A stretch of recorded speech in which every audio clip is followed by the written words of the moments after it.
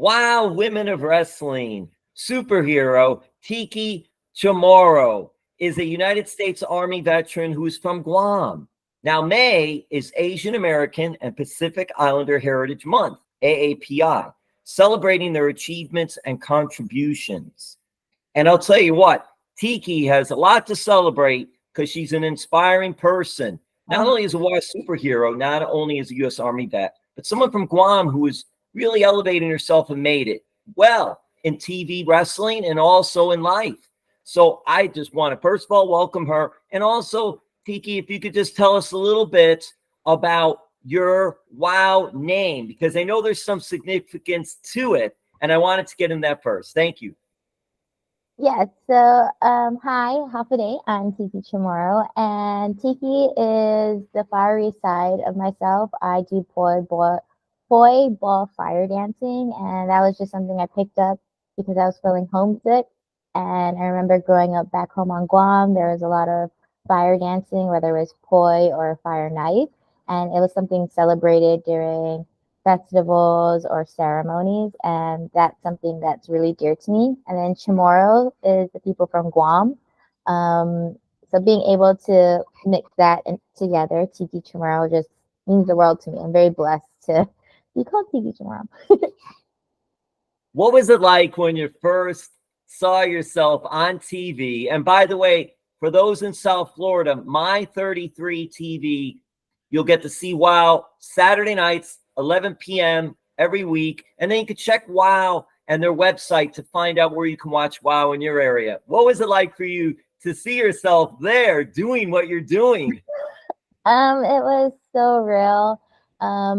Being able to just see myself and know that as an athlete, it means so much. As a Chamorro from Guam, it means so much. As someone who grew up on a small island that didn't really have that much representation means so much. So it means the world to me, not only for myself, but also helping pave the way for other future islanders that want to be in sports entertainment.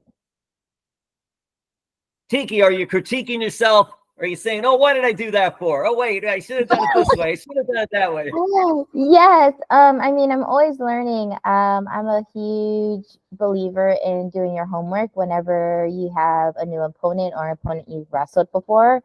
And I think that's just with my athletic background with rugby and soccer and pretty much any sport on a field. I love to watch myself to make sure I could be better for the next time I'm in the ring or on the field or doing something. You're mentioning the sports background, so let's get into that a little bit. You're growing up in Guam. Mm-hmm. What high school did you attend, and did you play sports growing up and in high school? Yes, shout out to Southern High Dolphins. They're in Santa Rita, where I'm actually originally from. So I Did you say started. Dolphins? Did you say Yeah, Dolphins? I did say Dolphins. Oh, yeah. Oh! Now it's What is Miami going on? Dolphins, but still, come on. We're Dolphins. We're all Dolphins here. Come on. I love it. Um, so yeah, when I was little, my mom started me off in softball. We are also a big softball family. And then kind of like went into soccer, volleyball. She's been trying to get me into basketball. I didn't really pick it up. I mean, I know how to play, but I didn't fall in love with it. And then finally, during middle school and high school, I fell in love with rugby. I love the contact of it, the physicality of it, the camaraderie of it. And I still play rugby to now.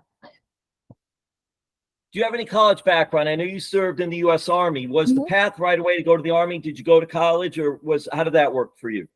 So, I'm the oldest out of four children, and my mom couldn't really afford me to go to college. So I ended up enlisting into the U.S. Army, and that's one of the things a lot of islanders do to get off the island is to enlist into the military.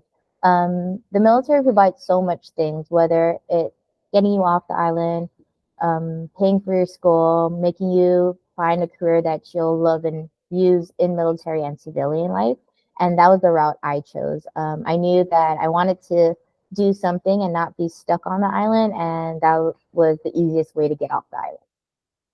Yeah, that's an interesting part because I did read about that there are a Hmm. lot from that will go into the military. just what is that like? What is it like growing up in Guam? And I don't care where you grow up. Family is so important. No, Tiki, family is so important. But just what is that like from somebody who's growing up in Guam and then their path is like, well, if I want to do something else, I need to join the military. Is that more the mindset? I guess it just depends. I always knew I wanted to be an entertainer, like subconsciously. And I knew that I needed to try something before I jumped both feet into the entertainment world. And so the military was that something. A lot of people, or a lot of high schoolers, once they get out of high school, they're like, oh, what do I need to do? And being on an island, the military just offers those opportunities really fast instead of like, okay, I have to work a job, save this much money in order for me to go to the mainland.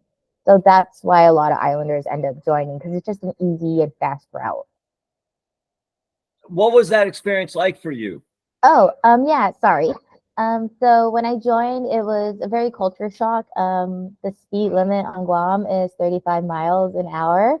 And that's the whole island. It used to be 45, but now it's 35. It's island living. There's a lot of stoplights. So you stop, you wait for 3 minutes, drive like 2 minutes, stop again. A lot of stopping. I freaked out whenever I drove on a freeway. I still do. It's just very fast paced living here, which is good, but also you need to find that balance, right, of fast pace and being able to ground yourself and make sure that you're okay and you don't feel clustered with like technology and people moving so rapidly. Are you used to the LA freeway now?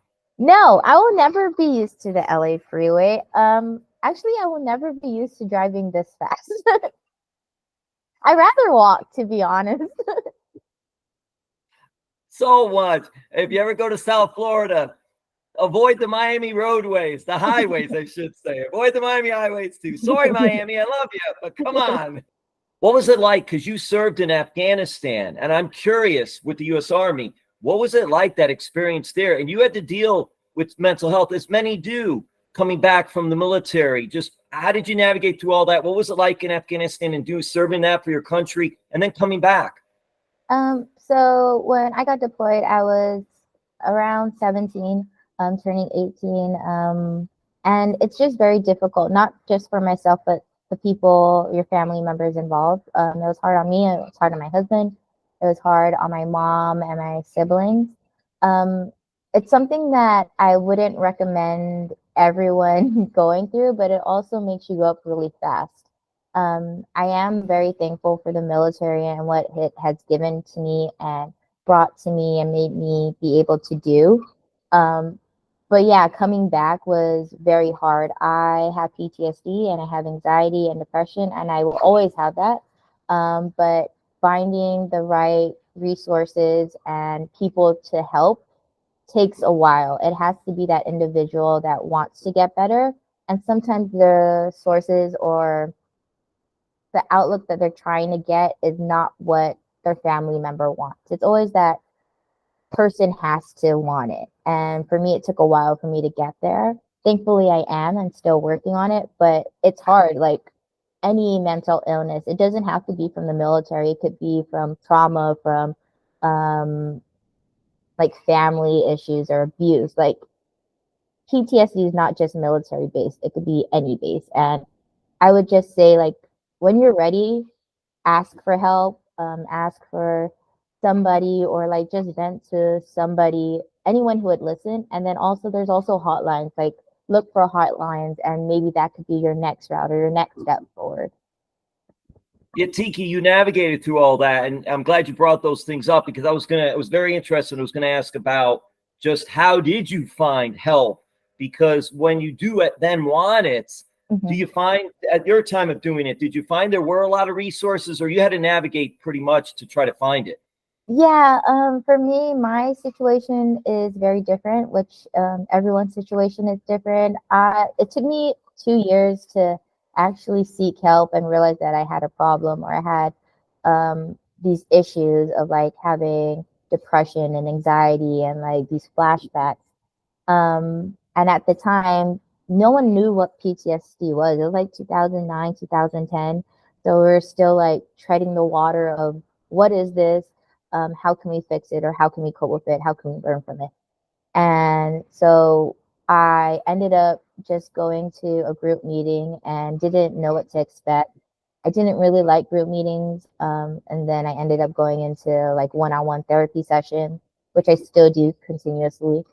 Um, and then it's just like talking about it. Sometimes you do cognitive therapy, sometimes you do animal therapy. It's just what fits for you. And back then there wasn't a lot of resources. Now we have so much resources, and you just have to do the time and look for it. And every therapy is different. You just got to find what fits you. Tiki, is that something too that you want to talk to others about on your own time and do things like that, or are you more reserved in that respect?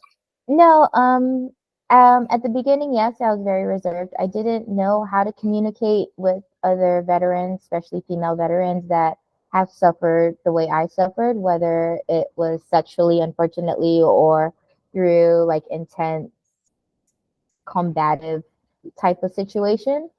But now I'm more okay talking about it. And I think that's just something you end up building a tolerance for, is being able to advocate and be like, hey, it's okay to talk about this, and it's a safe place, and you're not that person anymore, and you could grow from it. It may take a while, or it may be in an instant, but yeah, I would love to be more involved in it. Do you think you could use WoW as a platform for that too? Because now more people are seeing you. Yes, I actually do. I do like to say that if you are a female veteran or anyone from Guam, like to always reach out. I love helping people. I love being someone they could look towards and be like, hey, if she could do it, I could do it too. And I'm very open to like empowering women and like making them reach their full potential. Now we're going to switch real quick. We'll get on this subject of WoW, women in wrestling. How does Tiki land in WoW? How does somebody from Guam who served in the U.S. Army end up on WoW TV, one of the WoW superheroes? This is amazing. It is. So I tried out for a while. I went in. They had me do a quick promo. But Tiki, I'm sorry to interrupt. How did you find out about the tryout? How did that happen? I mean, come on. So there's a tryout online. I do have an acting background. So I saw it and I was like, ooh, this looks very interesting. So then I went into the office. They had me do a quick promo. I was like, oh, I got this. Promos are easy. Being on camera is easy for me. I love being on camera. And then they went and took us to the physical aspect of it, which is learning how to protect yourself, doing some rolls, just in ring exercises. And I fell in love with it once I hit the mat. With rugby, there's a lot of contact. With wrestling, there's a lot of contact. And I knew that this is a place I want to be. And so then WoW helped me elevate myself as a person, as my persona, as Tiki Chamorro. What was that first tryout workout like? I love working out. So for me, yes, it was hard, but also I found it like, oh, this is kind of easy just because I was playing rugby. So my stamina and my athleticism was already there. It just needed to be fine tuned to wrestling. And it just coheses so like perfectly with the contact, with the aggressiveness, with the stamina, with the fitness. So yeah, rugby helped me a lot to get through my wrestling. Hey, rugby's the real football. There are no pads. There's no helmets. Everybody crashing each other. That's tough. That's a tough person sport right there, Tiki. So, hey, so you mentioned acting, and now I'm curious. We're gonna wrap this up, but I am curious. Mm-hmm. So, were you doing plays? Annie Get Your Gun, Guys and Dolls? Were you in that type of acting even growing up? Were you involved in that a little bit? Drama club theater or no? Or stunt woman? No, so growing up, I didn't really fall in love with acting. I did know that I wanted to be an entertainer. And so when I moved to the mainland after I got out of the military, I was like, okay, what can I do that would make me feel fulfilled? And so I started acting, and I started like booking, whether it's TV shows or commercials. And I just love being able to be on camera, to tell a story, to collaborate. And yeah, but my ultimate like thing would be not only to be Wow Woman Champion one day, but also to star in an action film or anything that's like rough and rugged. Like I would love to be the lead of that. Tiki starring with co-star The Rock, Dwayne Johnson. How does that You never sound? know. You got to put in the universe. Now, see, all right, so we're going to close this up. Hey, Wild Women of Wrestling. Like I said, 11 p.m. Saturdays on My 33 TV here in South Florida. But check out the Wild website to find out local listings. It's really cool. It's really something. It's not only about the matches, but they tell personal stories about the superheroes. And it's very interesting to see that some reality mixed in with all the comedy, theatrics, action. It's just it's a gamut of everything. It's really cool. So it's Tiki, thank you so much for being part of this. I'm ending it with this. So what does family think now that they can see you on TV? Have they got to see you yet in LA wrestling during the tapings? Yes, my husband goes to a majority of the live tapings. He is one of my hugest fans besides my mom and my siblings. People back home always text me and let me know how proud they are, which I greatly am blessed to have that support system. And then also I do get like a lot of little girls that come up to me and they're like, "Oh, like I'm so grateful that like you're here and all that." And I'm like, "Oh, thank you." I'm still getting used to it. Yeah, it's fascinating because all of you, everyone involved in something like that are role models, and you bringing your culture and your spirit to it lends itself to that as well, especially anyone else that may be from the Pacific Islands or from Guam or anything like that. And I don't know if you really think about it until it actually happens. Yeah, I feel like a lot of islanders are very, in a way, humble about it. I'm one of the ones that don't really like boasting about it. I rather have my actions speak for it. Um, but when someone does ask or like want advice, like I'm more than willing to share. I feel like everyone can elevate themselves and be their own star and get to where they want to be. They just need a little help or a little guidance. And if I could provide that, then why not? She is Wild Superhero Tiki Chamorro. Thank you so much. I'm ending with this, even though it's Miami. Go Dolphins! Go Go Dolphins! Dolphins! Tiki. Thank you.